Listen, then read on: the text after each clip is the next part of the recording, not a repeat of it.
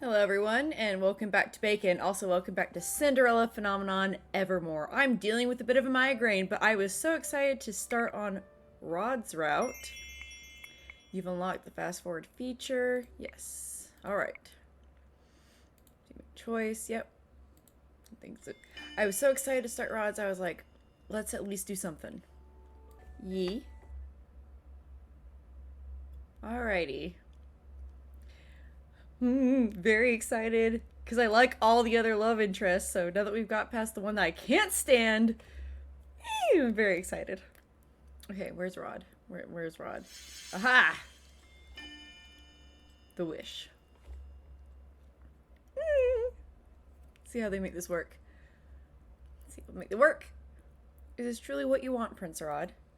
Remember that a wish is different from a curse. Once it has been cast, it cannot be reversed. Boy, are you playing with fate again?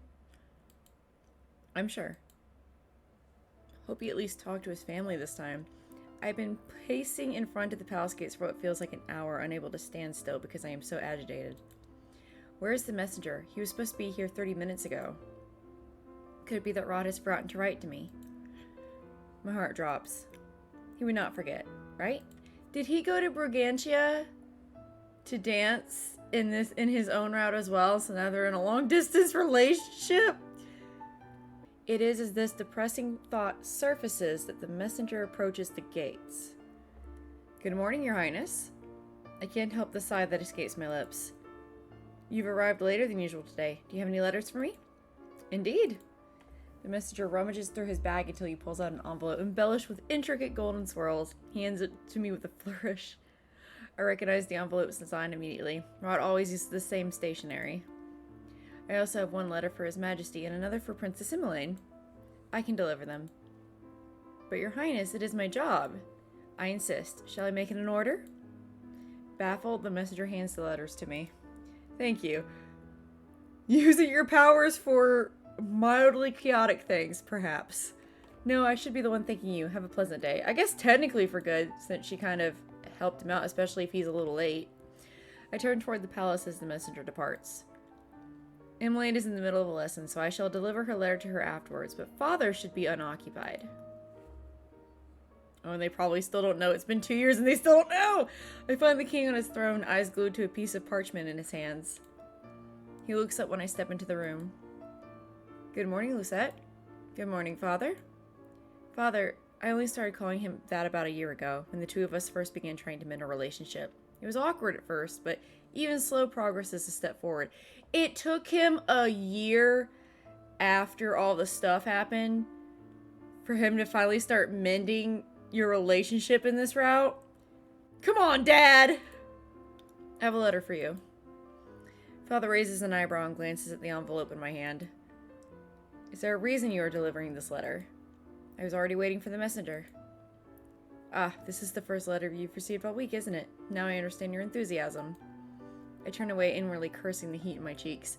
Are you seriously mocking her for bringing you a letter?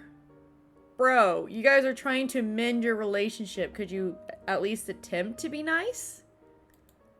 Father chuckles. Ah, to be young and in love. He accepts the letter from me and pries open the seal. If you do not need me for anything, then... You are excused, Lucette. I curtsy before heading toward the door. Behind me I can hear the king chuckling. I turn curious and am surprised to see him grinning. I wonder what Rod wrote to him. I cannot help but wonder as I exit the throne room. In my room I perch myself on the edge of my bed and undo the seal on my envelope. The parchment smells so much like Rod's perfume it makes my heart sink. I miss him so much. Aww! I unfold the paper and start reading. Lucette.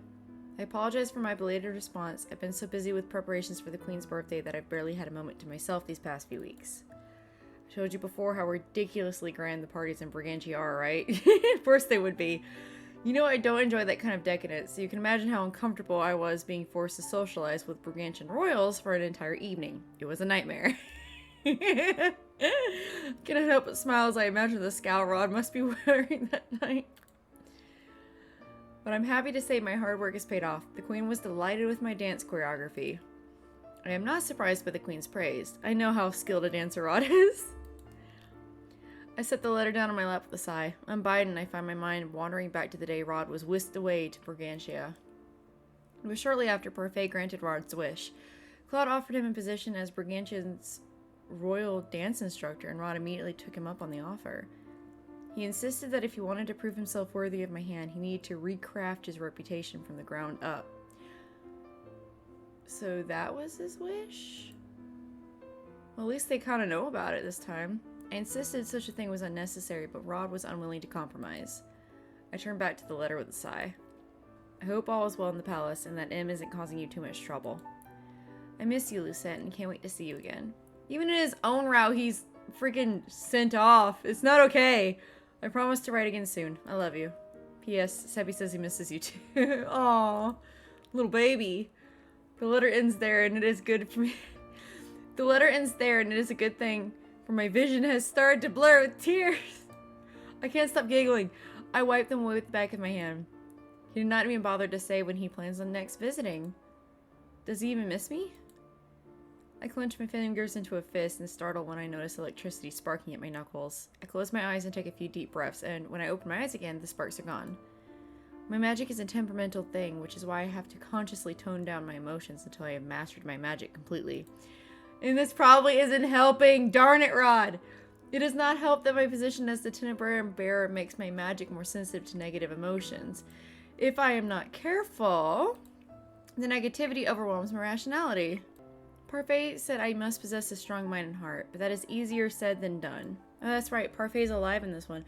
Did anyone die in Rod's route now that I think about it? The only person that died in Claude's was Fritz. And I don't think anyone died in Rod's. I fall back on my bed. I'm just so used to everyone freaking dying at this point that it's hard to remember. I fall back on my bed with a groan and will the negative thoughts away. It has been over a year since Rod left for Brigantia, and while he does his best to visit us when he can, it has been a full 2 months since I last saw him. Why did he ever make that wish? 2 years ago, our relationship started with secrets. At first, the only people who knew about us were Emily and Ophelia, who probably figured it out all on her own, considering how obvious they were before the curse was broken. Then the king. So their parents and sister know about them. Then why? I guess it was just to avoid scandal, maybe? Even though Rod and I were not related by blood and had never grown up together, we were still wary of how our relationship must appear to the public. That was why we did not share a relationship with the populace. Still, secrecy was hardly a solution. In the end, we turned to magic. Parfait? Oh, I love it! I love her whole outfit! I love her hair. I love her accessories. Oh my gosh. I don't even like Parfait as a character, but I like that design. I'm looking forward to seeing it in color. Fairies can grant wishes? How did I not know of this? Because wishes can be just as dangerous as curses. Parfait claps her hands. A long time ago, fairies granted wishes to those who prayed for them. Over time, humans came to be dependent on these wishes for happiness. She shakes her head. They saw wishes as a convenient magic, but true happiness cannot be obtained by wishing for it. It is something that must be worked toward, and besides, granting so many wishes caused an imbalance between the crystallum. Would that not have been preferable? A life without negativity sounds like a dream. And it shall remain a dream. The Tenebrarium exists for a reason. Remember, there is no light without darkness, Lucette. Too much happiness can make a human selfish and gullible. Humans would be ill-equipped to recognize threats and danger in that state. The balance is vital. Thus, a new rule was established. Every fairy was allowed to grant only a single wish. If fairies had been able to grant wishes this whole time, then why weren't wishes used to counter the curses during Mother's rule? Why wasn't a wish made to stop the evil witch? Or to change her back? Or to stop the killings? Or to change people's minds? Something. You know that witches cannot remove their own curses. The same is true of fairies. We cannot nullify a curse with the power of a wish. That doesn't negate everything I mentioned, though. Like, changing people's minds. Changing or intervening in the murders. Things like that. There were ways to stop things with wishes. You fail again! In addition, wishes have many limitations, the most important being that they cannot be used to harm anyone. There were ways to use these wishes to protect the witches, and again, to try to change people's minds. Oh, good gravy. Believe me, princess, we had many humans wishing for the demise of the witches during the Great War. And I guess it requires a human making the wish, because otherwise the fairies can't do it on their own, which just seems a little silly. Are witches and fairies strictly for human use then, so to speak? If so, why not use the writer boy, the writer guy? He could have wished for things to stop. He acted like he wanted to. You claim that he did, that he tried speaking to people. Couldn't they have just wished for the witch's anger to disappear? The witches were the secondary thing to worry about. Like, that would have been the next wish to worry about. We do not have the power to change a person's heart. Okay, but you do have the power to protect people. I've seen it. Besides that, the Tenebarium overpowered the Lucis during the war, which made it impossible for fairies to even grant... Okay, there you go. Oh, I was about to just... Oh. I went on a bit of a tangent there, but I was about to get worse. So, thankfully, she cleared that part up. Wish granting takes a significant amount of energy, after all. Parfait crosses her arms and smiles. It is tinged with melancholy. Let us return to the topic at hand. I'd almost wonder if that's the reason why she's so weak now, is because she forced a wish through despite the war and everything. But they never mentioned that, and he uses a wish from her. So that can't be why. If your concern is that you were both perceived as family, then if Prince Ron wishes it, I can make him a commoner. Really? And as far as what I just mentioned about how she's just very weak, I know that over time she's also had to take care of both Crystalline on her own for 4 years, but that was only for 4 years. She said it was during the war something bad happened. It would make sense again that she had to force a wish through somehow, but she just said that she used a whole lot of power, we don't know exactly how, in order to stop the witch, and she apparently killed Hildur herself, but it didn't... Not completely. I'm a little confused about what happened during the Great War now. What? Rod's eyebrows are furrowed. I can tell he is deep in thought. Do not tell me you are considering this, Rod.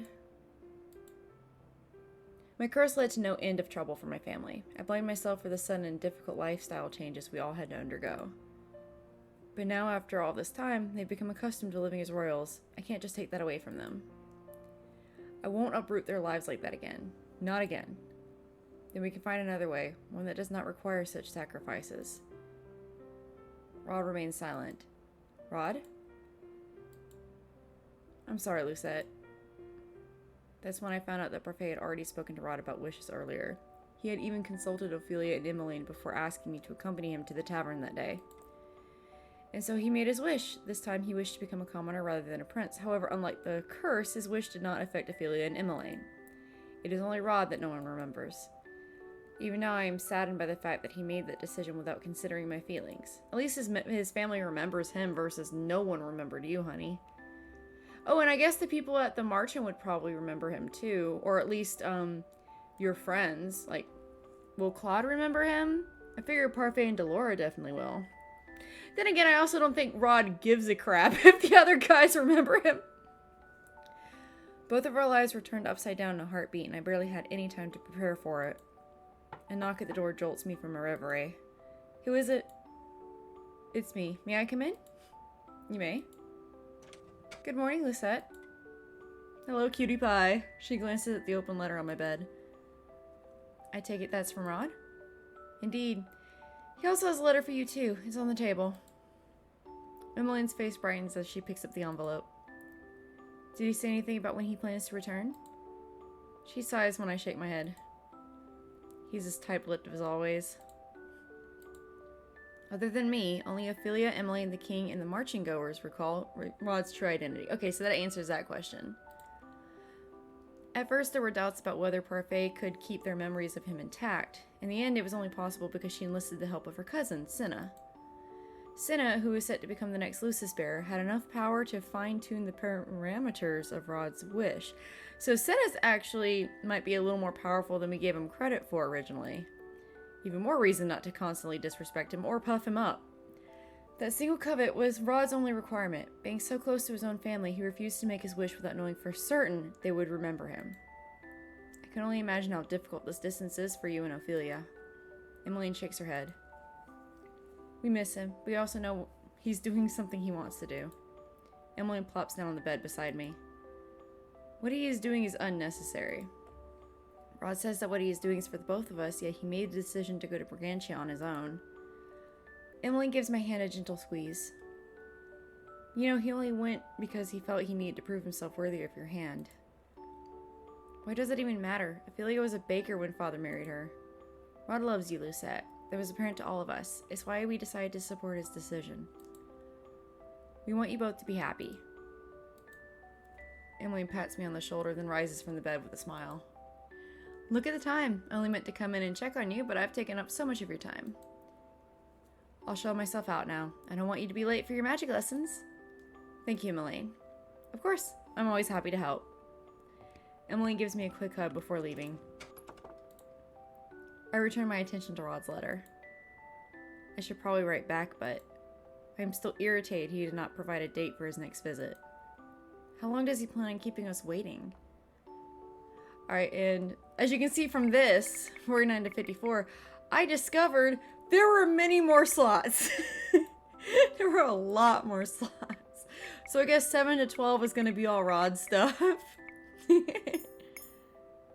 Oh boy, if you don't write back, you're probably going to regret it though. I mean, you could always write in the letter, hey, so when do you plan on visiting? I noticed you didn't mention that before and I'd really like an answer. You know, like tell him that it bothered you that he didn't mention that. Communicate. Something. Okay, we're going to write back. If he insists on being so opaque, then I will be honest with him. I'm going to give him a piece of my mind. Thank you. Please let that be the right decision. I sit down at my table and begin to compose my letter. Done. Now to have it delivered. I glance at the clock, realizing it is almost time for my magic lessons with Waltz. I take a deep breath and will away my gloomy thoughts before heading to the forest. To go see beautiful Waltz. It has been 3 days since I received Rod's letter and I am still agitated by it. Does he not miss me? Lucette. I conjure a shield at the last minute, just barely managing to block Waltz's magic as it comes racing toward me. You were distracted. If this were a real battle, you would have been hurt. Sorry. Waltz sighs as he rubs at the back of his neck. Let's call it a day. Okay. If you don't mind my asking, is this about Rod? No. Liar. Waltz just smiles at me innocently when I scowl at him. You're as easy to read as always, princess. You sure you don't want to talk about it? It is nothing. Doesn't seem like it. It's just, being in a long-distance relationship is difficult. I never wanted this. A dent appears between Waltz's eyebrows. I cut him off before he can respond. Forget I said anything. I apologize for wasting your time today. I will do better next time. Waltz looks at me worriedly. Would you at least like to stop by the Martian before heading back to the palace? I'm sure Lady Parfait and Delora will be glad to see you. And East too. It's been a while since he visited. I think I would like that. It will be a good distraction for my thoughts. Waltz and I walk back to the Martian together. Thankfully, because he is a witch, so well trusted by Father, there is no need for a night escort today. So at least they explain why she doesn't have night escorts going out sometimes. But it also indicates she usually does. That makes more sense. Also, I had to reread that sentence literally 4 times because I kept reading it as, because he is so witch. What? That was an awkward sentence for me. The quiet companionship is nice. Waltz does not bother me as I mull over my thoughts. Alright, I'm actually going to end things right here, and I'm going to save here because I have a bad feeling that that was probably the wrong decision. We'll find out next time, maybe. I do know one of the decisions I made during Chev's route, actually the right decision marker didn't appear until after I made another decision for something else and also got the right answer marker for that other decision. It confused the crap out of me. Why do you do this? Anyway, thank you guys so much for joining me. I am Bacon, and this so far has been Cinderella Phenomenon Rod's Route. I'm looking forward to the rest, and that actually is a good explanation for how they can be together without causing a scandal. Oh, I'm looking forward to it. I'm looking forward to their reunion. I'm looking forward to their sass. I'm looking forward to everything in this route. I'm so happy. Okay. Anyway, if you like the video, if you like me, feel free to like, subscribe, comment, all that lovely stuff, and I will see you guys next time. Bye-bye!